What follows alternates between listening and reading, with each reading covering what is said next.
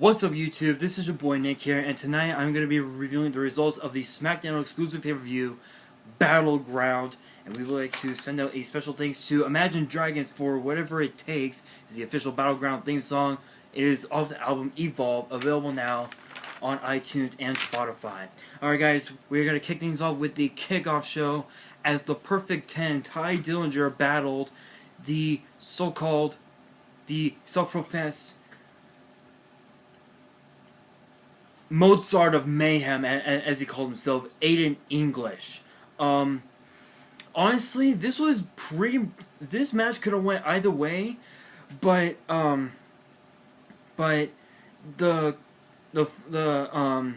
was like literally, it was back and forth. This match was one of the matches out of all the matches on the card. This was one of the matches that was like literally back and forth. It could have went either way, but in the end, Aiden English pins the Perfect 10 with a full Nelson slam-like maneuver to win the match. Alright guys, we move on to the first of 3 title matches that we had that we have on the card. The first one is for the SmackDown Tag Team titles, as the Usos defended the titles against the New Day. Now this match, the Usos were expecting Big E to be in this match, but the tables were turned on the Usos. Instead, Xavier Woods got involved, and this match was like literally this was an all-out fight between the Usos and the New Day. So there were a couple of moments in the match where there was like so many near falls that both teams were so like distraught. They were like, "Oh my god, how do I beat these guys?" And the closing moments of the match is the Usos were about to do the double Superfly Splash that they normally do, and Xavier Woods pushed Jey Uso out of the front left corner, the turnbuckle, and Jimmy Uso had hesitated and decided to perform the splash, but it backfired, which allowed Kofi Kingston to not only hit the Trouble in Paradise, but also allowed Xavier Woods to hit the elbow drop on Jimmy Uso from literally three quarters of the way, and your 3-time tag team champions is the New Day. Congrats to the New Day, very well deserved. Alright guys, now we will move on to a match in which this rivalry dates back all the way to Money in the Bank. As Mr. Money in the Bank, Baron Corbin, went toe-to-toe with the King of Strong Style, the artist known as Shinsuke Nakamura. Now this is another one of those matches where it was strikes. Literally, it was all about striking in this match, and I was very impressed with Baron Corbin's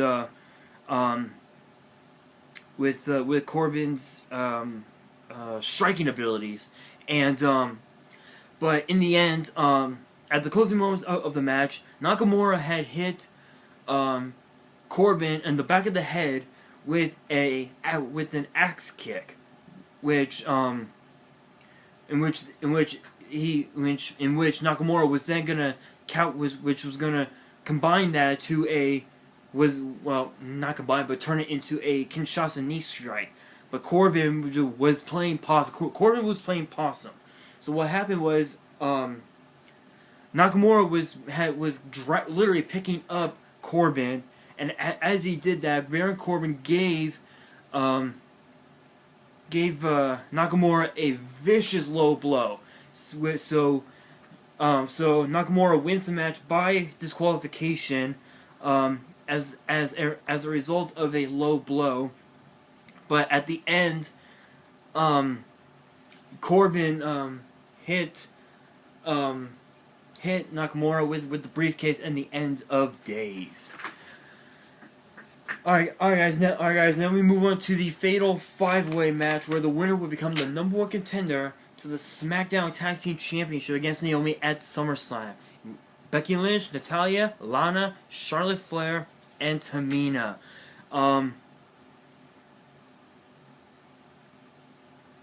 The first elimination goes to Becky Lynch as she made Tamina tap out, and then she made Lana tap out, and then Natalya pins Becky Lynch. So now the closing moments of the match, it was down to Natalya and Charlotte Flair, and I almost forgot to mention that the champion herself was on commentary. So the closing moments of the match, Charlotte Flair was gonna do a moonsault, was gonna perform a moonsault, but Natalya got her knees up, which then allowed Natalya to gain the pinfall, which allowed Natalya to pin Charlotte Flair. So your #1 contender will be Natalya, as she will challenge Naomi at SummerSlam for the SmackDown Women's Championship. After the match, Naomi walks into the ring and offers her hand in a sign of sportsmanship. Natalya walked out, completely declined. This is going to be one of those matches at SummerSlam where it is going to be really physical. No doubt about it. This match will be physical, but we'll see what happens in the next several weeks. Alright guys, now we move on to the second of third title matches that we have on the card, as the phenomenal AJ Styles defended the United States Championship against Kevin Owens. Now this was a rather lopsided match, if you will. Kevin Owens, literally, as I said in my prediction video, Kevin Owens will do anything to win a match, even if it means throwing his opponent into the referee. And so that's exactly what Kevin Owens did. And so Kevin Owens had, actually AJ Styles had applied the calf crusher on Kevin Owens, which then was countered into a crossface by Owens, and then countered into a crossface by Styles, which then was countered into a pinning predicament, and Kevin Owens got the 3 count. Honestly, and I saw it firsthand. I could have swore that AJ Styles' shoulders were up. I could have swore that they were. But we will find out this coming Tuesday night on SmackDown Live. Alright guys, now we move on to a flag match, and now this match dates back 2 years. This is a match that is 2 years in the making, as the Bulgarian Brute Rusev took on John Cena in a flag match. Now back in the old days, the rules of a flag match were simple. Only way to win is to incapacitate your opponent to the point where you climb up to the top turnbuckle and you grab the flag. Simple, right? Not this time. In this time, you had to climb to the top turnbuckle, pull down your country's flag, go onto the stage, onto your pedestal, and put the flag on the pedestal. The first person to do so was declared the winner. This match was an all-out brawl.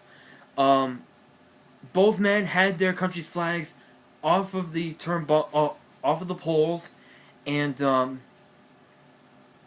this one this was as physical as it can get. But in the end, John Cena hit Rusev with an AA onto his pedestal, onto two tables, which allowed John Cena to grab our nation's flag, the United States flag, and placed it on the pedestal to be declared the winner. And of course, the Fashion X-Files came about, and the Ascension went into the Fashion Police's office and admitted that it was them that destroyed their office and Tully Fandango's horse. If you think it's a real horse, you're sadly mistaken. It is actually a toy horse that kids used back in the day. Very strange. The Fashion Police are a very strange tag team. Very strange. Anyway, Tyler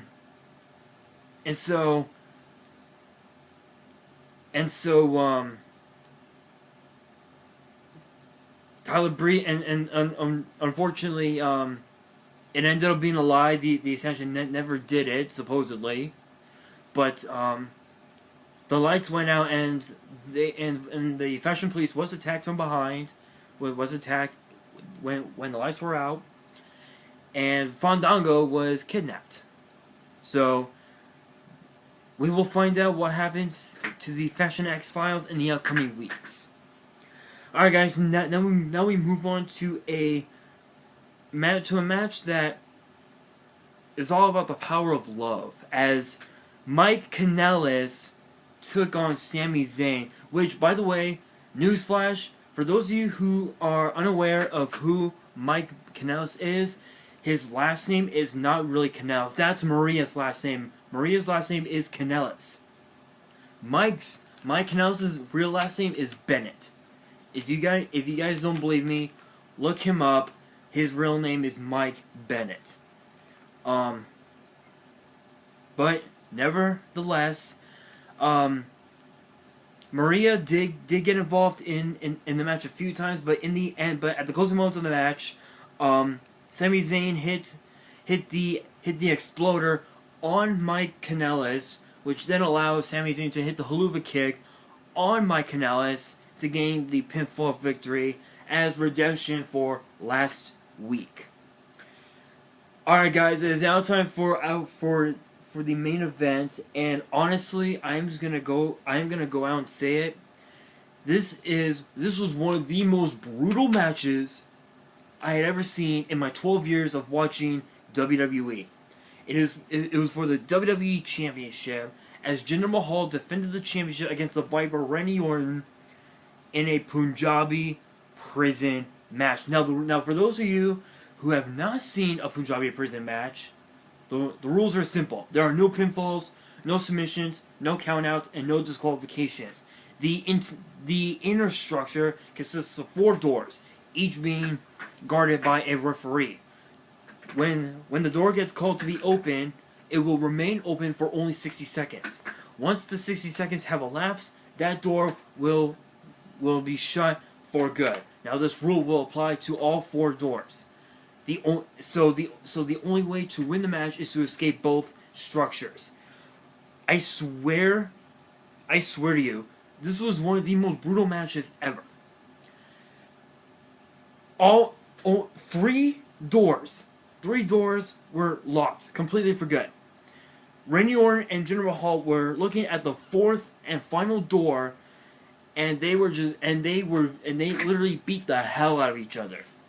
And so Randy Orton called for the final door to be open, and then along comes the Singh brothers, in which the Singh brothers said that they weren't going to get involved in the match, but sadly they did.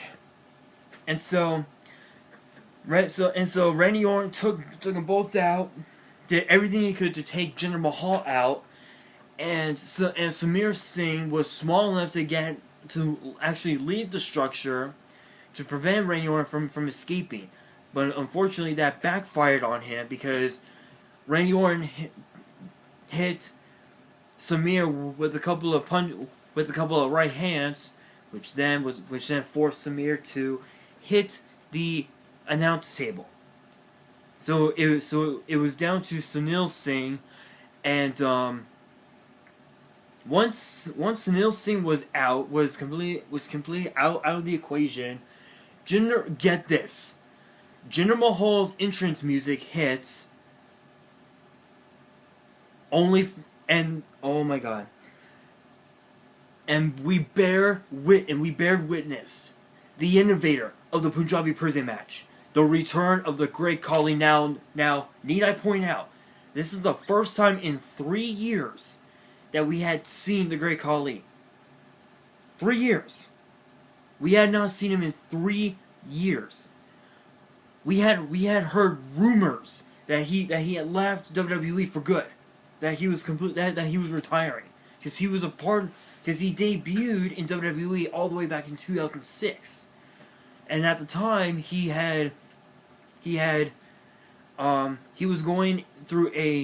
was involved in a rivalry with The Undertaker, and at that point he was one who invented the Punjabi prison match. Unfortunately, in the first ever Punjabi prison match, which was at the Great American Bash in 2006, he was out with an injury supposedly. So Big Show at the time got involved, and he took on The Undertaker, and The Undertaker won the match. Now, of course, the second Punjabi prison match that was involved, it was 10 years ago. No Mercy, 2007. Batista defending the World Heavyweight Championship against their Great Khali, and that match was brutal, completely brutal. All 4 doors were locked. Batista escaped. It was a miracle. Unfortunately, the Great Khali decided to help his fellow countrymen by shaking. Here's how it all went down. Randy Orton was halfway to the top. Literally, he was. Jinder Mahal's music hits, and the Great Khali comes out. Now, you would think that he would wear his maroon pants, the maroon pants, which at the time he was the Punjabi playboy, as he called himself. But no, he wore the black pants as the Punjabi Nightmare.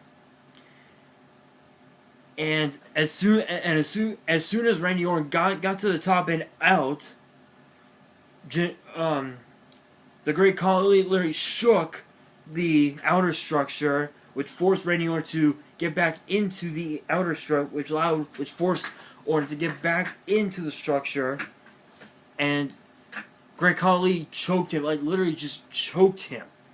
And Jinder Mahal escaped.